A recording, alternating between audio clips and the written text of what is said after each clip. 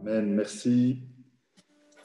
Merci Francesco et Sonia de nous avoir guidés dans la louange ce soir. Et oui, comme le dit ce dernier chant, c'est une grâce infinie, incroyable à laquelle nous avons accès à travers la mort et la résurrection de Jésus-Christ. Et que pouvons-nous dire d'autre si ce n'est Seigneur, merci. Merci pour cette grâce infinie, merci pour ton amour, mais surtout merci pour ta miséricorde et ta bonté qui se renouvelle chaque matin. Encore aujourd'hui, elle se renouvelle envers nous.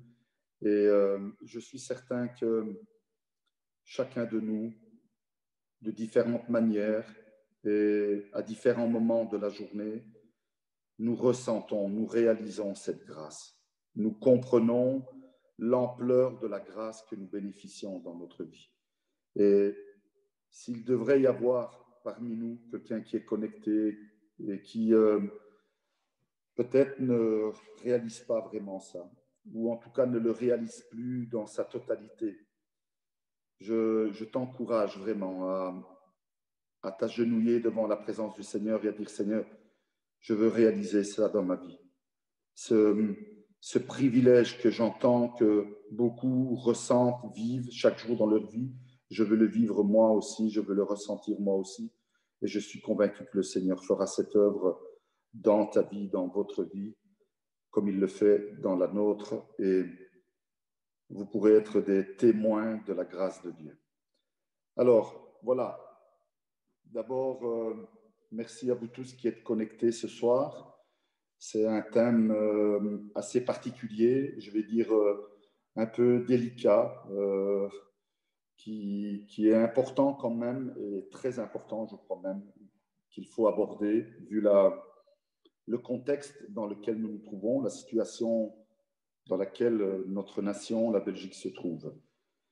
Alors, le thème que l'on va développer, que ce soit aujourd'hui ou mercredi prochain, le thème c'est vaccin, ou le vaccin, oui ou non. C'est vraiment l'actualité. D'ailleurs, déjà, certains sont dans le vif du sujet à cause des fonctions qu'ils occupent, le travail qu'ils exercent tous les jours. Ils sont déjà confrontés à cette situation de devoir se vacciner ou pas. Et donc, il est plus que temps qu'on parle de ce sujet et qu'on puisse, en tout cas, essayer d'en avoir un maximum de réponses ou d'éclaircissements sur ce sujet-là. D'abord, première chose, je crois qu'il faut avant tout,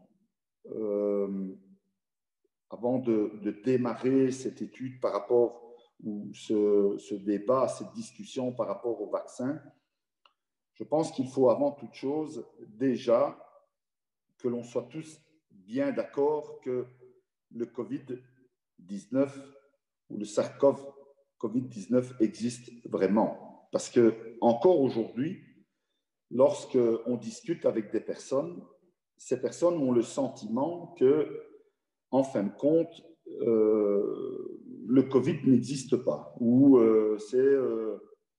c'est des choses que l'on raconte et qu'on invente et qu'on voilà, on essaye de propager. Alors, j'espère en tout cas qu'on n'est pas à ce niveau-là et que nous avons, en tout cas, je l'espère, je ne veux vexer personne quand je dis cela, mais au moins l'intelligence d'essayer de comprendre ce qui se passe autour de nous aujourd'hui et de ne pas se focaliser sur notre propre discernement ou sur la compréhension que nous avons des choses.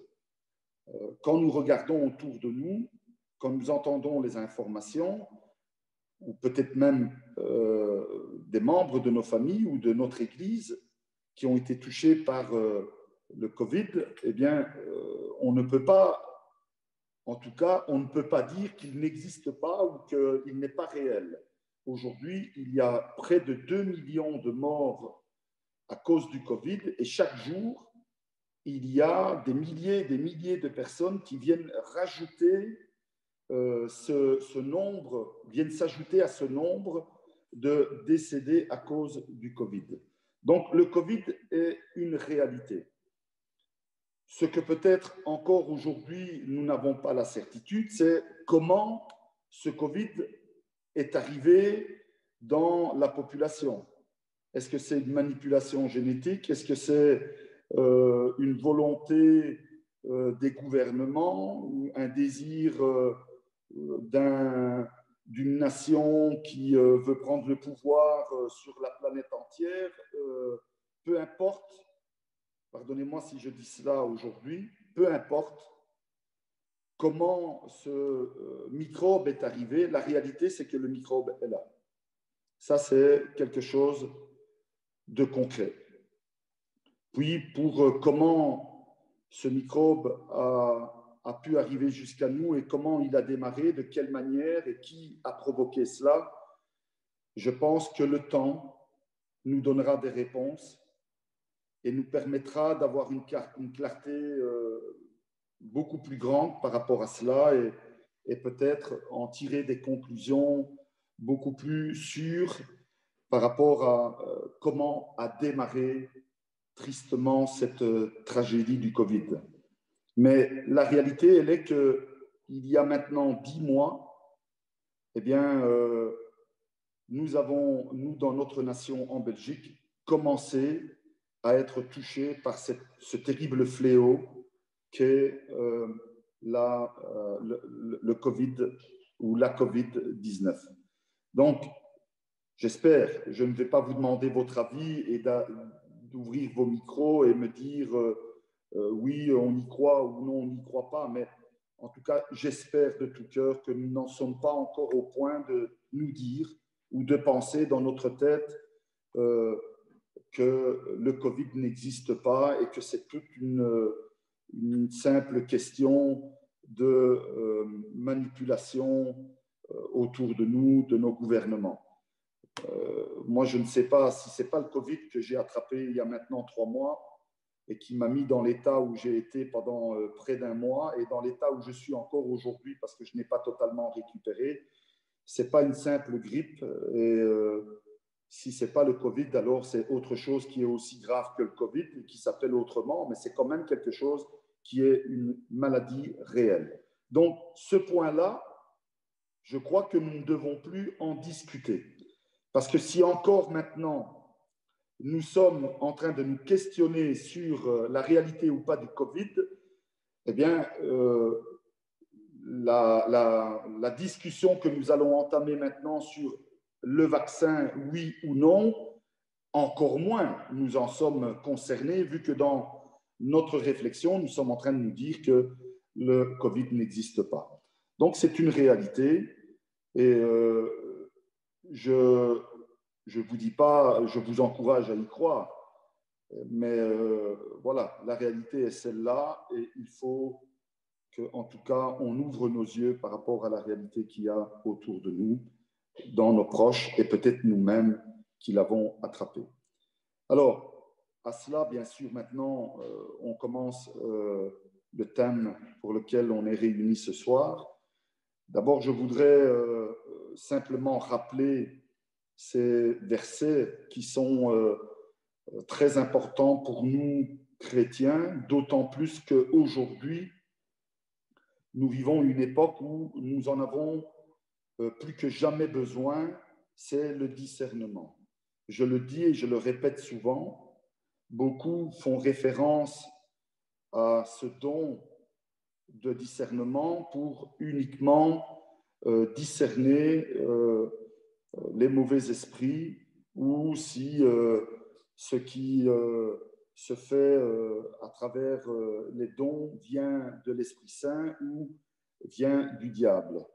Alors oui, c'est aussi pour cela, et c'est très important d'avoir le discernement par rapport à toutes ces choses, mais il y a un besoin de discernement pour une multitude d'autres choses. Et c'est important que nous, chrétiens, aujourd'hui, plus que jamais, nous demandions continuellement, régulièrement, comme nous demandons à Dieu la santé, comme nous demandons à Dieu le pardon, comme nous demandons à Dieu de pourvoir à tous nos besoins journaliers et une protection sur nous-mêmes et sur nos familles, c'est important que nous demandions à Dieu qu'il nous accorde le discernement.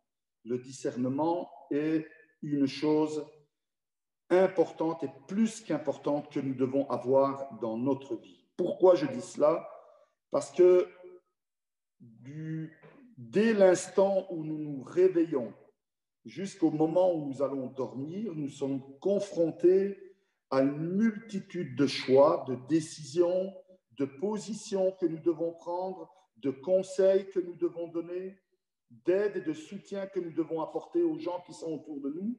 Et si nous n'avons pas le discernement, si nous sommes des chrétiens qui vivons uniquement sur la base des émotions, des ressentis, des convictions que nous avons par rapport à ce que nous pensons, nous courons le risque non seulement d'être nous-mêmes dans une mauvaise voie ou d'entrer dans une mauvaise direction, mais pire encore, nous pouvons emmener avec nous des personnes ou conseiller des personnes dans les mauvais choix. C'est pourquoi c'est plus qu'important que nous ayons le discernement. Et oui, c'est important que nous le demandions au Seigneur et que nous disions, Seigneur, donne-nous le discernement pour pouvoir comprendre quelle est ta volonté. Et puis, il y a un autre passage, ce passage que je vous ai parlé maintenant du don de discernement vient de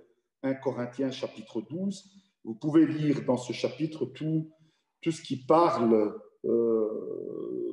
concernant les dons, les charismes, concernant l'utilisation des dons, la manière de les utiliser et bien sûr aussi il parle des ministères et de comment les utiliser dans l'Église.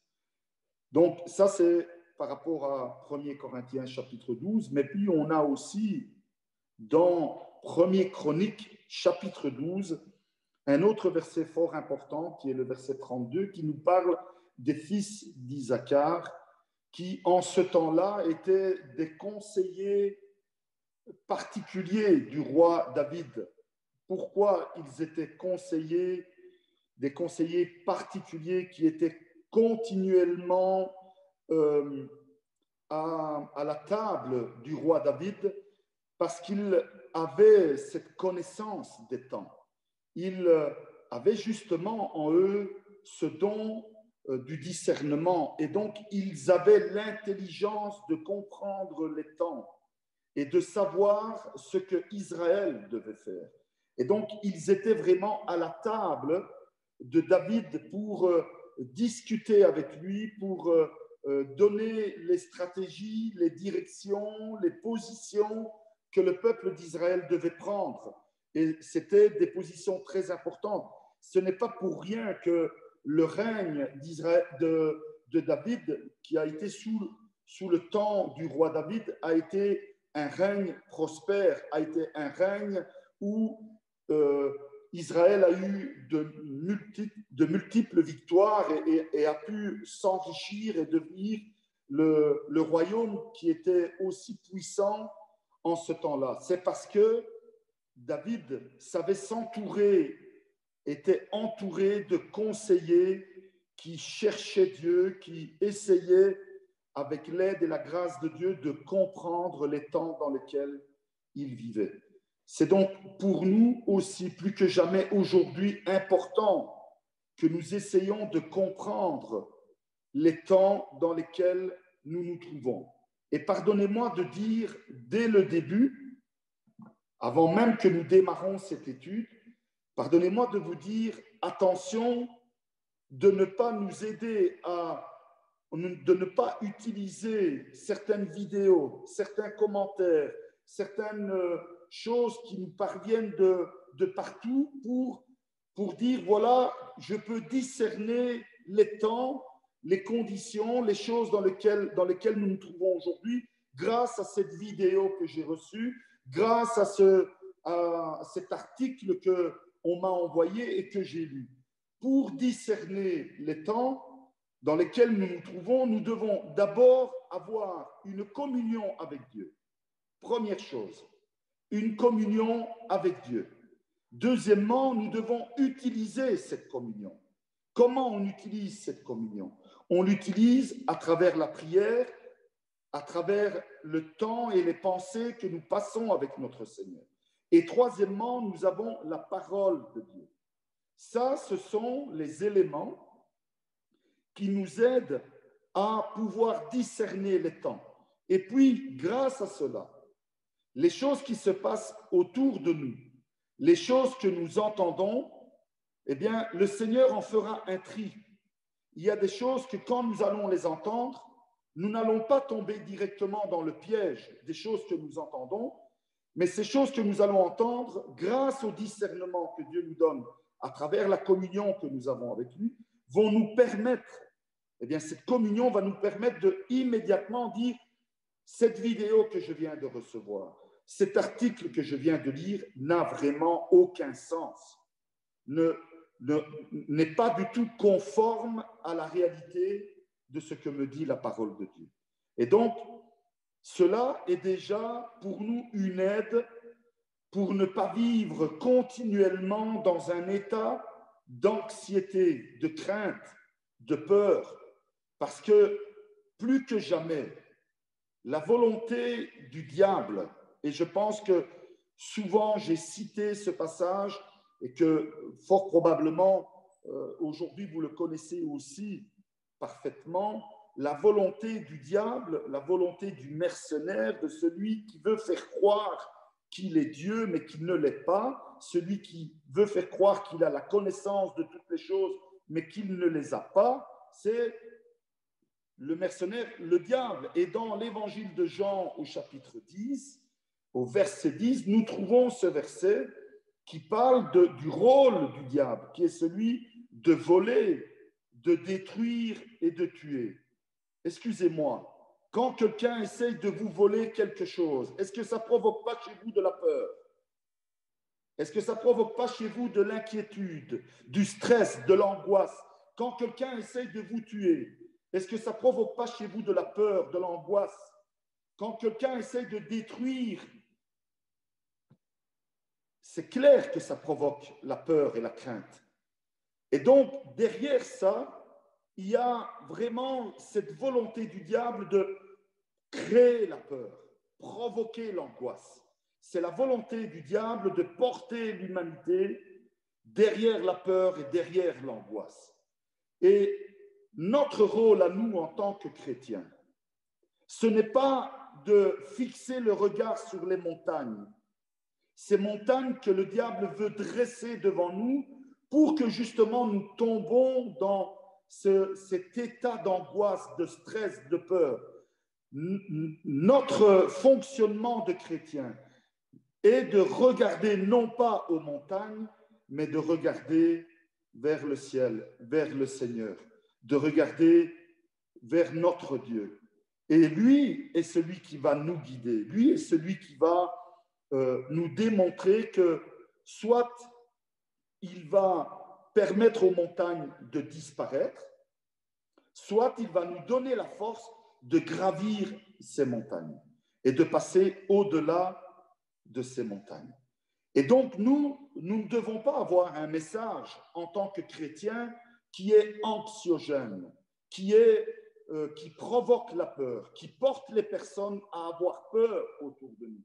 Nous ne devons pas parler du péché comme du retour de Jésus, comme quelque chose de dramatique et la fin du monde. Nous devons parler du retour de Jésus comme le début de la vraie vie de l'humanité.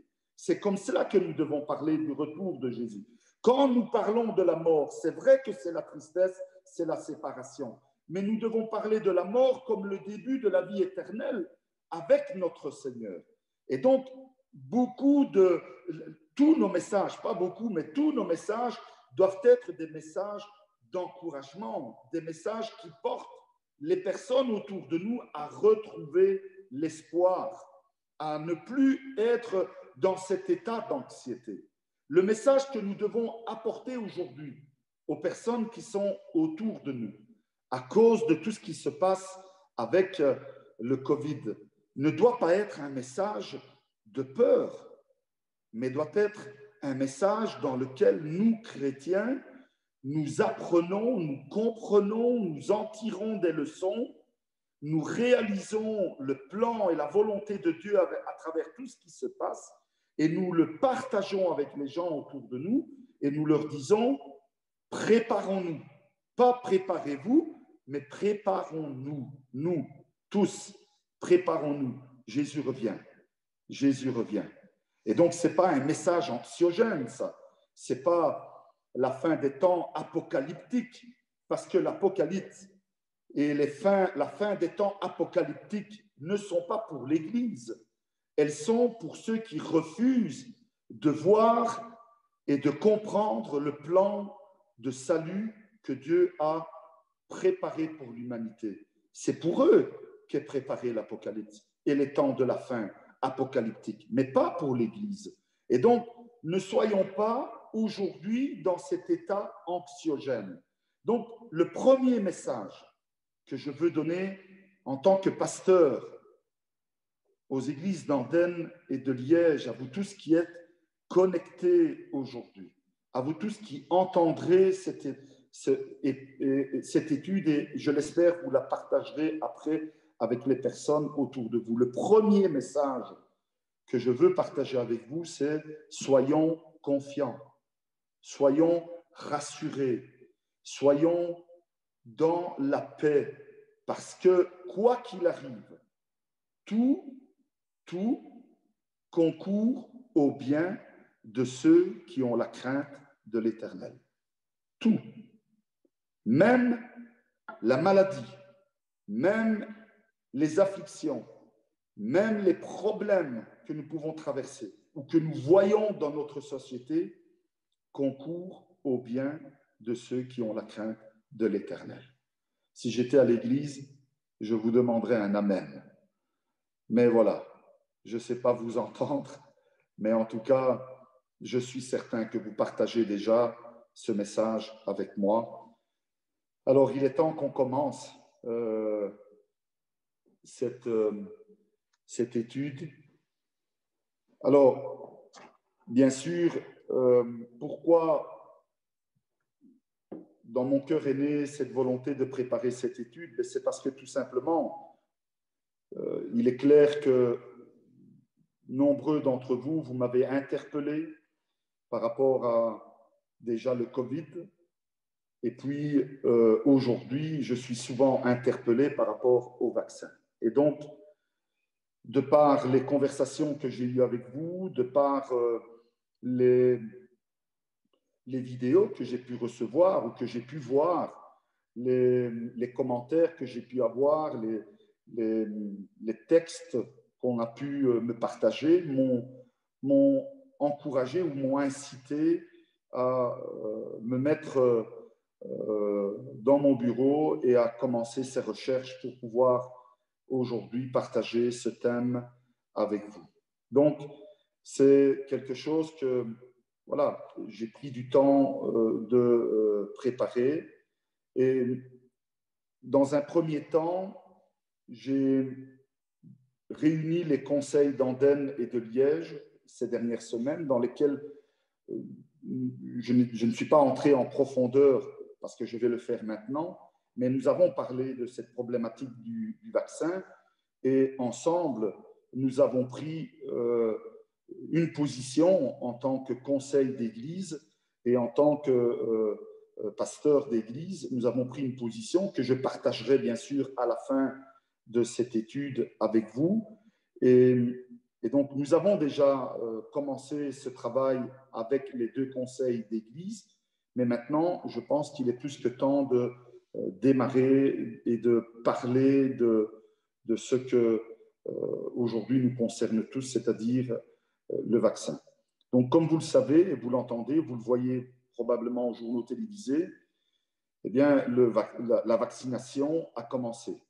Il y a déjà, depuis maintenant un bon mois dans le monde et en Belgique depuis une bonne semaine et un peu partout en Europe. La vaccination a commencé. Il y a déjà beaucoup de personnes qui ont été vaccinées et c'est une réalité qui est là. Et bien sûr, elle va être de plus en plus présente et arrivera le moment où chacun sera confronté à ce choix de se faire vacciner ou pas. Et donc, c'est une réalité que nous vivons aujourd'hui et c'est important que nous puissions ensemble en parler. Alors, on va voir ensemble aujourd'hui, d'abord, dans un premier temps, quelles sont les informations que l'on possède concernant les vaccins qui sont mis à la disposition de chacun d'entre nous. Puis, dans un deuxième temps, on verra ensemble quelles sont les positions philosophiques, religieuses et bibliques par rapport au temps dans lequel nous nous trouvons et qui, bien sûr, concernent aussi le vaccin. Et enfin, pour terminer, eh bien, on fera le point par rapport à tout cela, tout ce qu'on aura vu ensemble, et je donnerai en tout cas la position de nos deux églises, et puis en tant que responsable d'église, et puis chacun, bien sûr, restera libre de prendre sa décision par rapport à ce vaccin.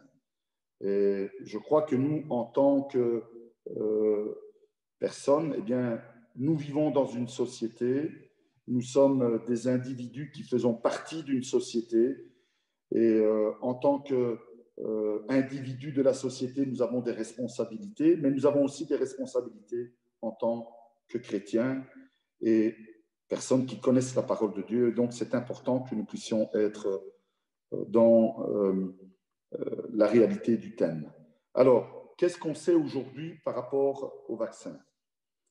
D'abord, je vais commencer par ce que l'on appelle les fake news. Hein, comme vous le savez, il y a aujourd'hui malheureusement beaucoup de fausses rumeurs ou d'infos intox concernant le vaccin. Et personnellement, moi, pour vérifier ces informations, j'utilise deux sites que vous pouvez, vous aussi, si vous le désirez, les utiliser. Je les mettrai après sur le groupe de l'Église, mais il y a deux sites, oaxbuster.com et puis il y a oannex.com. Et donc, ça, ce sont deux sites, mais il y en a plein d'autres. Il suffit que vous tapez sur Google et vous mettez tout simplement recherche pour savoir comment comprendre quand c'est des fake news. Et vous allez voir qu'immédiatement, vous allez avoir une série de sites qui vont apparaître et qui vont vous permettre de vérifier. Je vais vous donner un exemple. C'est le tout dernier exemple qui tourne pour le moment.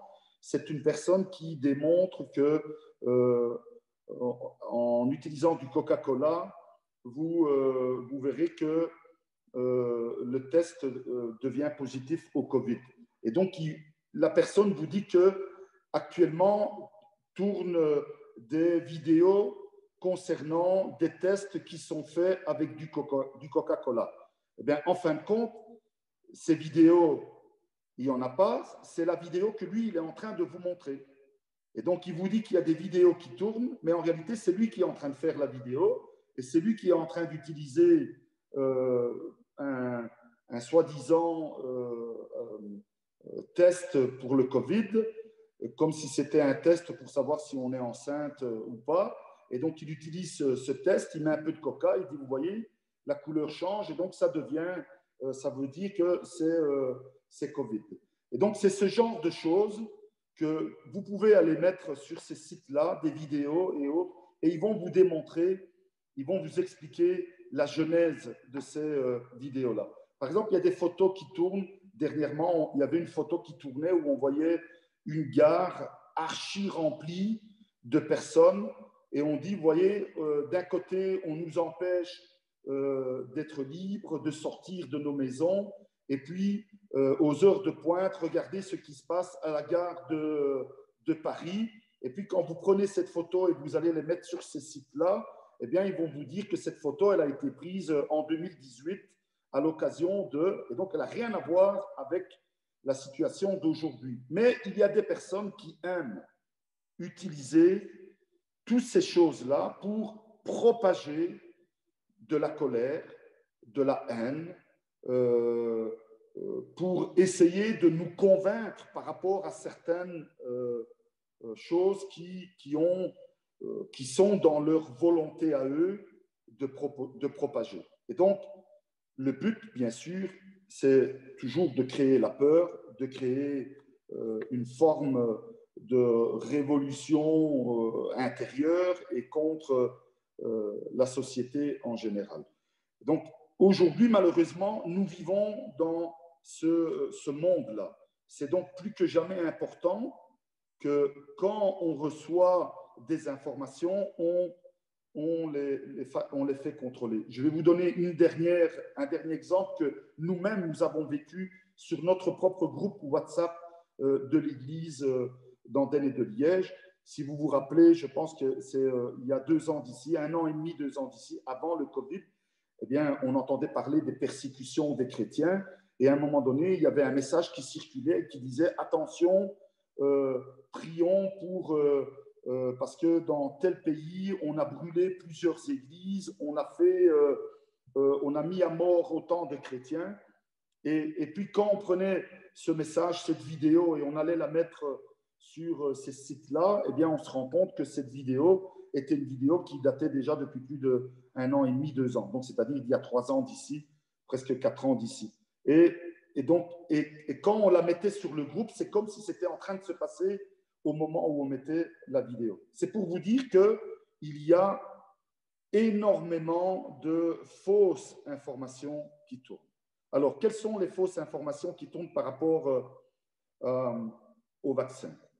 La première information qui tourne, c'est que des personnes qui se sont faites vacciner sont mortes. Et là, ça tourne en boucle. Attention, ne vous vaccinez pas parce que dans tel pays, tel endroit, il y a énormément de personnes qui ont été vaccinées et qui sont mortes. Et bien, puis quand vous allez vérifier ça sur ces sites-là, ils vous donnent le détail et vous verrez que sur 10 000 vaccinations qui ont déjà été faites hier, il y a eu 3 décès. Et sur les 3 décès, on est en train de voir si réellement les personnes sont décédées du Covid ou s'ils sont décédés du vaccin Covid ou s'ils sont décédés d'autre chose. Mais eux vont mettre le message comme quoi de nombreuses personnes sont mortes à cause du vaccin. Donc, ça crée de la peur, de l'angoisse. Pourquoi je vais aller mettre en danger ma vie si je me fais vacciner et je suis donc dans cette condition de peut-être me mettre en danger. Alors, je n'ai pas la prétention, je ne suis pas engagé par un laboratoire de pharmaceutique pour vous convaincre de vous faire vacciner. Hein. Surtout, n'ayez pas cette pensée-là en tête. Mais ma volonté, c'est de partager avec vous ce que moi, j'ai découvert en faisant toutes ces recherches. Si vous-même, vous prenez le temps de faire toutes ces recherches, vous verrez que vous en arriverez à la même conclusion que moi, aujourd'hui, je suis en train de vous dire. Alors, l'autre grand mensonge qu'on essaye de faire accepter aux personnes, c'est par rapport à l'ARN, l'ARN messager. Eh bien, c'est ce qu'aujourd'hui on utilise pour les vaccins, ces nouveaux vaccins. Et donc, ce qu'on essaye de faire véhiculer à travers ça, c'est que l'ARN va modifier notre ADN. Et donc, s'il modifie notre ADN, il y a un risque de tout simplement changer définitivement nos chromosomes. Et donc, on va transmettre aussi à nos descendants ces chromosomes et donc faire en sorte que, voilà, le but, c'est toujours de tuer les gens et de les faire mourir un peu à la fois. C'est toujours ça le but qu'on dit qu'on veut changer l'ADN des personnes. Alors, l'ARN, moi, je ne suis pas un spécialiste. Je vous invite à aller voir la définition de l'ARN messager, mais en tout cas, ce que j'ai lu, c'est que l'ARN est incapable d'interagir avec le noyau de nos cellules et donc de changer notre ADN. D'accord? Parce que tout simplement, ce n'est qu'une petite partie qui est mise dans ce vaccin et donc ça n'a pas la possibilité de pouvoir changer notre ADN. Notre ADN est unique.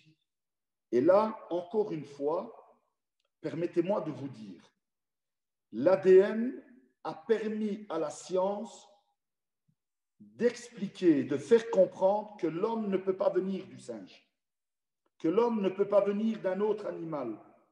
L'être humain est être humain et il a été créé être humain.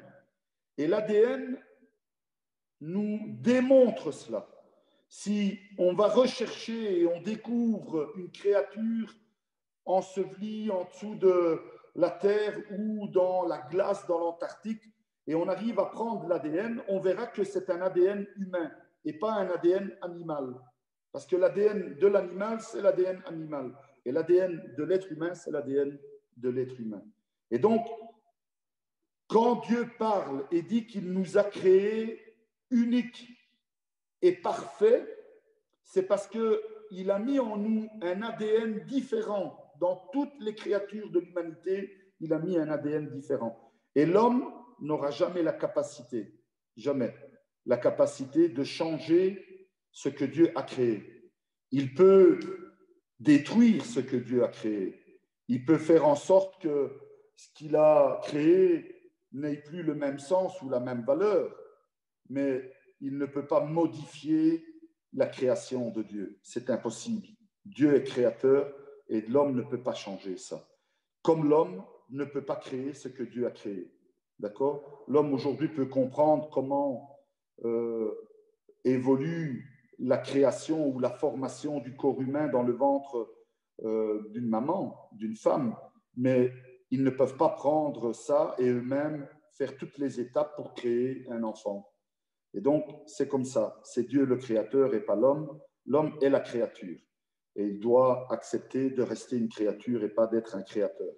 Et donc, on peut créer, bien sûr, des tas de choses, mais certainement pas ces choses uniques qu'est Dieu. Donc, non, l'ARN ne peut pas changer l'ADN. Ensuite, il y a une autre information qui tourne et qui dit que voilà, on n'a pas du tout d'informations concernant les nouveaux vaccins. Alors, ben, c'est clair qu'il y a une concurrence incroyable au niveau des entreprises pharmaceutiques et le premier qui trouve le vaccin, ben, c'est clair que c'est lui qui a le contrat et donc ils ne vont pas publier les détails de leurs vaccins, mais ils sont obligés de les envoyer à l'OMS et l'OMS, lui, a le devoir de contrôler tous ces vaccins pour voir s'ils sont bons ou pas. Et donc, l'OMS dispose de toutes les informations concernant les différents vaccins. Si vous allez sur ces sites, vous allez, et même sur le site de l'OMS, vous verrez que l'OMS confirme qu'il a tous les détails de tous les vaccins qui sont en train d'être mis au service de la population en Belgique et partout dans le monde. Certains disent que, ça c'est une autre chose qu'on entend souvent, ils disent qu'il faudrait au moins entre 5 et 10 ans pour pouvoir obtenir un vaccin qui est sûr.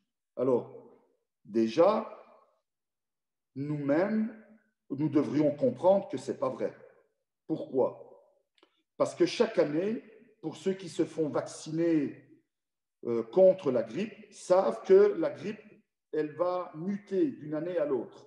Et donc, ils vont utiliser un vaccin qui est déjà la base du vaccin contre la grippe de l'année 2020. Et comme la grippe va muter durant l'année 2021, eh bien, pendant les quelques mois, les 10 mois qu'ils ont, les 6 à 10 mois qu'ils ont, ils vont faire des recherches pour modifier ce vaccin et pouvoir le mettre à la disposition des gens à partir du mois de octobre, novembre, décembre. Pourquoi que le vaccin n'est pas disponible toute l'année? Parce que tout simplement, la grippe, elle est mutante, elle mute tous les ans, et donc ils doivent modifier le vaccin de la grippe tous les ans. Ben, moi, je ne savais pas ça. Je pensais qu'il y avait un seul vaccin, et c'était ce vaccin-là qu'on utilisait. Non, tous les ans, le vaccin de la grippe est modifié pour permettre de pouvoir empêcher ou attaquer la grippe qui voudrait s'installer dans le corps de l'être humain. Et donc, il faut entre 6 à 10 mois de travail pour pouvoir identifier une nouvelle souche de virus et après faire ce vaccin et le faire homologuer. Ensuite, il faut se rappeler que le vaccin, l'étude du vaccin n'a pas commencé ici au mois de septembre. Le vaccin, je suis désolé, hein, aujourd'hui, le temps, je pense que je vais prendre un peu plus de temps que d'habitude, mais voilà. Le vaccin n'a pas démarré ici au mois de septembre, les recherches. Les recherches ont démarré dès le mois de janvier. Dès qu'il y a eu les premiers cas, eh bien, ils ont commencé les recherches au niveau des vaccins. Et donc, c'est des choses qu'il faut aussi aller sur les sites officiels et aller voir, et vous vous rendrez compte que c'est une réalité. Un autre point fort important qu'on entend régulièrement, c'est que c'est un complot mondial pour diminuer la population mondiale. Alors, je pense qu'on devrait être beaucoup plus intelligent que cela, que de se laisser prendre par des idées comme celle-là. Tous les gouvernements ne vont pas se mettre leur population à dos en les vaccinant ici. On va vacciner le monde entier et les gens vont mourir un après l'autre. Il y aura une vraie guerre civile dans tous les pays et les premiers qui vont se mettre en guerre, eh bien, ce seront peut-être même les militaires, vu qu'eux-mêmes vont être vaccinés, ou les policiers qui vont être eux-mêmes vaccinés vont retourner leurs armes contre leur propre gouvernement. Et donc, c'est clair que ça ne tient pas la route des choses comme ça. Et puis, si il y aurait une volonté de vouloir tuer des gens dans l'humanité, ils ont bien d'autres moyens. Penser uniquement à la nourriture, à la viande que l'on mange, aux légumes qu'on consomme. S'ils veulent éliminer la population dans le monde, ils ont bien des moyens pour le faire. Et donc, ils n'ont pas besoin d'un vaccin pour tuer des gens. D'autres disent que c'est un complot pour contrôler la population mondiale. Alors, ces informations parlent de Bill Gates et disent que Bill Gates aurait collaboré avec les producteurs de vaccins et tous les gouvernements mondiaux pour pouvoir injecter dans le vaccin ce qu'on appelle des nanoparticules. Et ces nanoparticules sont mieux référencées en nanopuces qui vont nous permettre d'être connectés continuellement à la 5G. Et c'est pour ça qu'ils sont en train de mettre la 5G partout, pour qu'on puisse être tracé continuellement et qu'ils puissent avoir un contrôle sur chacun de nous. Alors, je vais vous montrer quelque chose qui fait que vous êtes continuellement tracé. C'est votre téléphone. Votre téléphone fait que vous êtes continuellement tracé. Partout où vous allez, ils savent où vous êtes. C'est votre GPS dans votre voiture. C'est toutes les applications que vous utilisez, que nous utilisons à longueur de journée sur notre téléphone, sur Internet ou dans notre ordinateur à la maison. Tout ça fait que nous sommes continuellement tracés. Et donc, ils n'ont pas besoin de nous injecter quelque chose dans le sang pour nous tracer. il n'y a pas d'intérêt dans ça. Ils savent déjà nous tracer comme ils veulent. Il suffit que je vais vous donner un exemple. Hein. Dernièrement, on a pensé changer notre matelas, hein, comme ça vous le savez. On a pensé changer notre matelas. Et donc, on va sur Internet, on commence à faire des recherches sur des matelas pour voir un peu quels sont les meilleurs matelas. Mais vous ne pouvez pas vous imaginer à longueur de journée les publicités que je reçois pour aller voir pour des matelas. Je ne sais pas si vous recevez les offres Groupon, mais moi, je reçois plein d'offres Groupon que pour des matelas pour le moment. Parce que j'ai été voir quelques sites pour des matelas, vous comprenez? Mais moi, je ne suis pas tracé, hein, et je n'ai pas encore fait le vaccin, croyez-moi. Hein, mais ils savent déjà tous mes goûts, mes couleurs et ce que j'ai.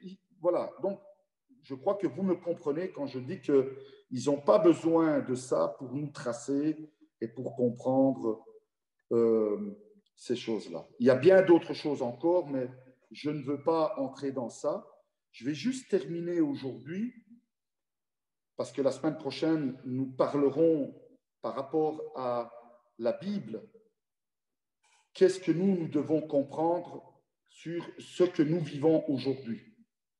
Mais je vais quand même vous donner aujourd'hui les positions des différents cultes, des différentes religions qu'il y a dans le monde. Quelles sont les différentes positions que les religions ont prises déjà aujourd'hui par rapport au vaccin? Alors, tout ce que je vous dis, ce sont des informations que vous pouvez aller chercher sur les sites officiels de ces religions-là. Vous avez la première religion qui est la religion catholique. Le Vatican a fait une note, dans une note de la Commission sur le Covid-19 qui a été rendue publique le 29 décembre. Elle insiste sur le lien entre santé individuelle et santé collective, ainsi que sur la nécessité de faire du vaccin, écoutez bien, un bien auquel chacun peut avoir accès sans aucune discrimination. Elle est donc favorable au vaccin, mais elle insiste sur le fait que cela reste une question de liberté individuelle, mais qui ne doit pas être entravée à cause de notre religion ou à cause de notre nationalité ou notre ethnie. Tout le monde, dans le monde entier, doit avoir droit au vaccin. Ça, c'est la position de l'Église catholique aujourd'hui. Quelle est la position des musulmans? Alors, vous savez, les fake news ont tourné aussi, mais d'une manière que vous ne pouvez même pas imaginer au milieu des musulmans. Et vous pouvez imaginer peut-être, et quand je vais vous le dire, quel a été le fake news le plus convaincant pour les musulmans, c'est que dans le vaccin, il y avait tout simplement la présence de produits d'origine porcine, de porc. Et donc, en faisant le vaccin, ils injectaient dans le corps des musulmans du porc, des molécules porcines. Et donc, ce qui fait que l'être humain, le musulman, devenait irrémédiablement et définitivement impur. Vous imaginez ça? Et donc, quand vous imaginez que dans le monde, il y a plus d'1 milliard de musulmans, si les responsables religieux musulmans croient en cela, acceptent ça, diffusent ça et disent aux musulmans, attention parce qu'il y a un risque de molécules porcines dans le vaccin, ne vous vaccinez pas, il y a 1 milliard de musulmans qui ne vont plus se vacciner dans le monde. C'est dramatique. Eh bien, la position du culte musulman, des imams, eh bien, c'est que la santé est un bien universel auquel tous ont droit. Et par rapport aux rumeurs qui ont été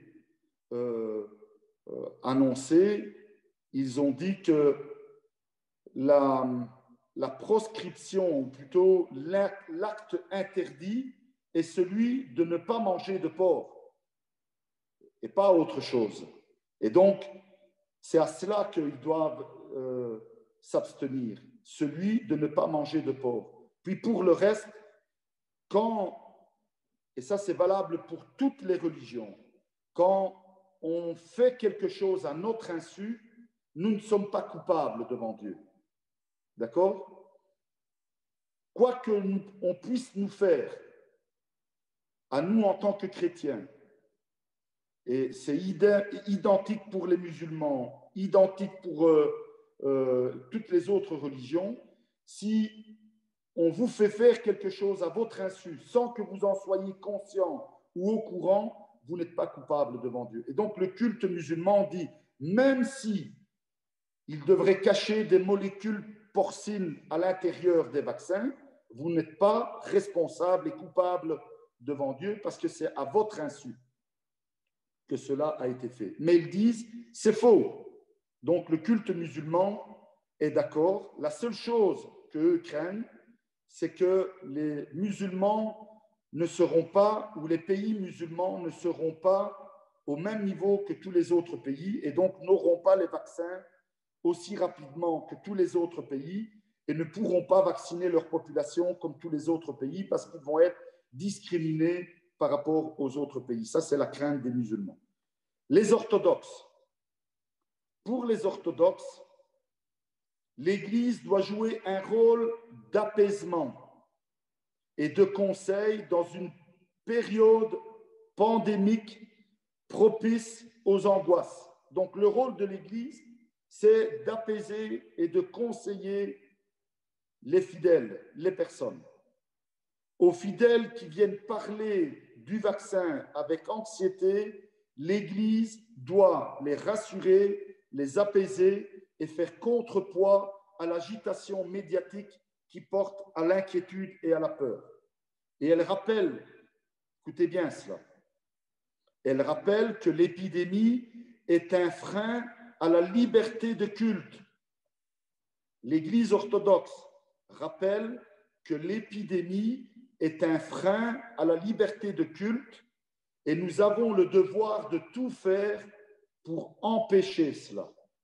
Ça, c'est la position des orthodoxes.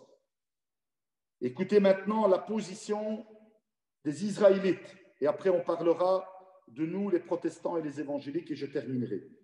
La position des Israélites, d'Israël, pour les Israélites, pour les grands rabbins d'Israël, eh bien, la décision qu'ils ont prise, c'est de faire de la vaccination une obligation religieuse.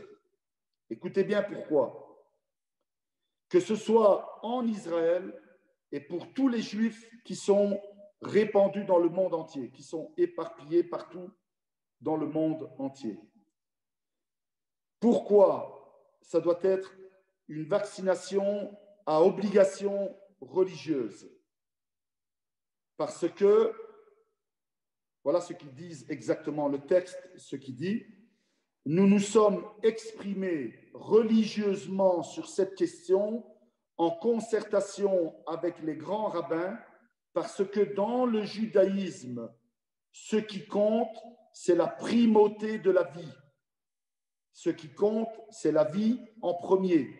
Et donc, se faire vacciner est un devoir religieux, parce que nous devons tout faire pour préserver la vie.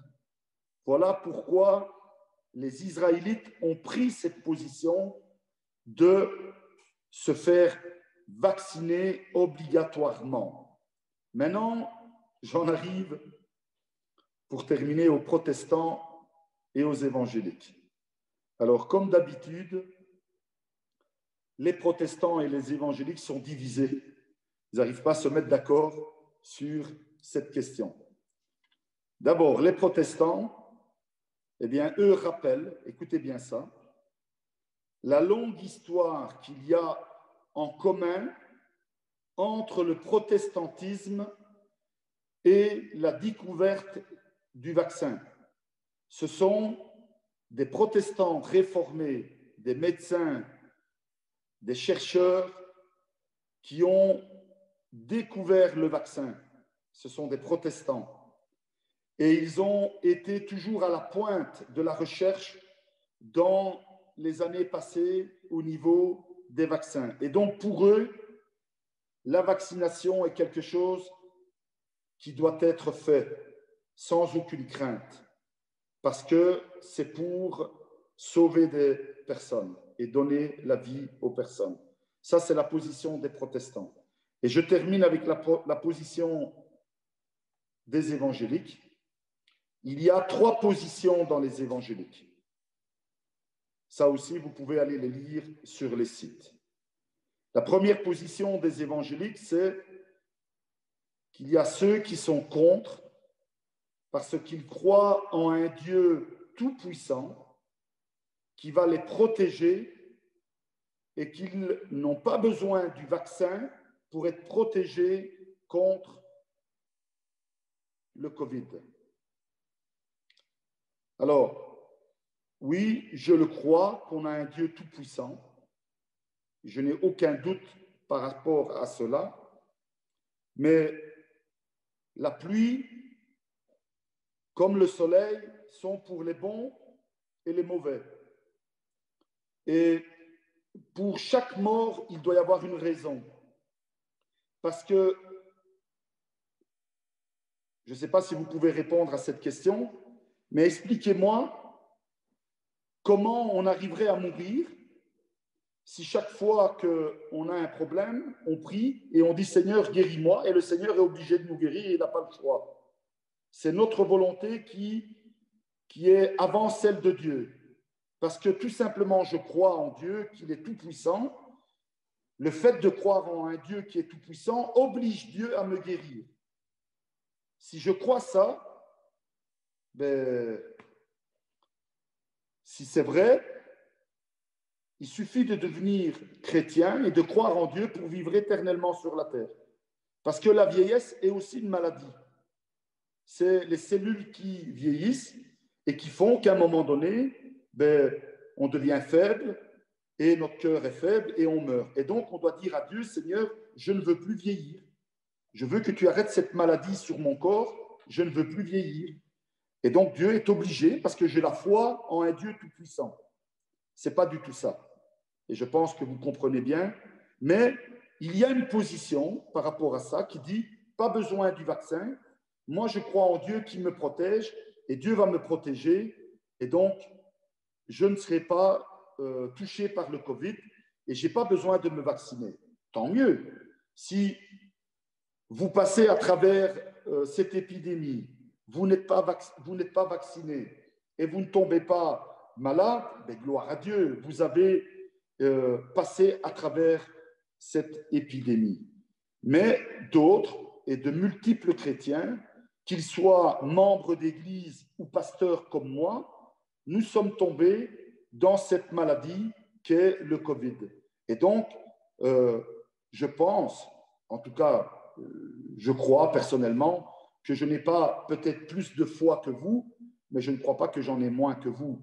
Et donc, moi-même, qui suis tombé dans le Covid et qui a attrapé le Covid, je crois en un Dieu tout-puissant. Mais comme j'attrape d'autres maladies, eh bien, j'ai attrapé aussi le Covid. D'accord? Mais il y a une position dans les évangéliques qui dit, moi, je ne me fais pas vacciner parce que je crois en un Dieu tout-puissant qui va me protéger. Puis, il y a aussi dans ceux qui sont contre, dans les évangéliques, ceux qui sont contre pour des raisons eschatologiques. L'eschatologie, c'est l'étude de la fin des temps. Et donc, ils sont contre parce qu'ils relient la maladie ou cette épidémie du Covid-19 avec tout simplement la fin des temps, avec l'Antichrist, avec le chiffre de l'Antichrist, avec toutes ces choses-là. Et donc, ils relient ça, avec la fin des temps. Et donc, ils disent non, je prends position, je préfère mourir, comme elle dit la Bible, plutôt que de me faire vacciner. Alors, on reviendra sur ces sujets-là la semaine prochaine parce qu'on étudiera à la lueur de la Bible ce que nous dit la Bible par rapport à la fin des temps. Mais il y a aujourd'hui, dans le monde évangélique, dans le monde entier. Vous devez savoir qu'il y a près de 700 millions d'évangéliques dans le monde. D'accord? 700 millions d'évangéliques dans le monde. Et dans ces 700 millions d'évangéliques dans le monde, il y a des personnes, des évangéliques qui sont contre le vaccin, tout simplement parce qu'ils croient en un Dieu puissant, et d'autres parce que pour eux, le Covid est lié à la fin des temps, à la prophétie de la fin des temps, et donc ils ne veulent pas se vacciner.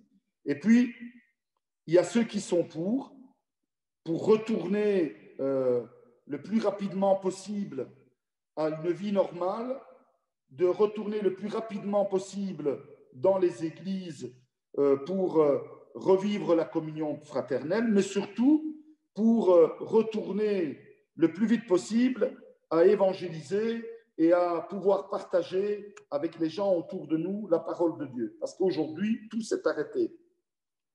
Tout. Bon, on passe devant les églises et les églises sont fermées. Il n'y a plus personne qui peut aller en ville et qui peut évangéliser, qui peut aider ceux qui sont dans le besoin. Notre œuvre humanitaire à Liège s'est arrêtée. Pourquoi? Parce qu'on ne peut plus aller en ville et porter à manger aux gens. Parce que tout simplement, c'est interdit par la loi. Et donc, beaucoup de choses s'arrêtent.